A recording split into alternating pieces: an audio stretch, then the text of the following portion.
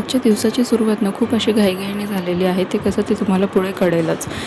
हे hi hello everyone, मी आहे कोमल आणि माझ्या मिनी ब्लॉगमध्ये तुम्हा सगळ्यांचं स्वागत आहे. सकाळी उठून चपात्या करून घेतल्या, त्यानंतर मी नाश्ता केला. नाश्ता जरी तुम्हाला मिक्सिंग वाटत असला तरी हो, हाच माझा आजचा नाश्ता होता. आणि घाई या गोष्टीसाठी झाली होती की मम्मीला आणि ताईला आज पूजा करून घ्यायची होती.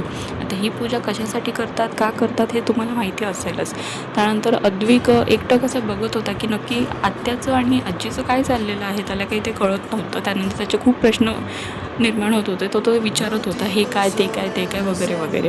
त्यानंतर मग अद्विकला थोडंसं बाहेर घेऊन गेले. तो तिथे छान खेळला, त्यांनी एन्जॉय केलं.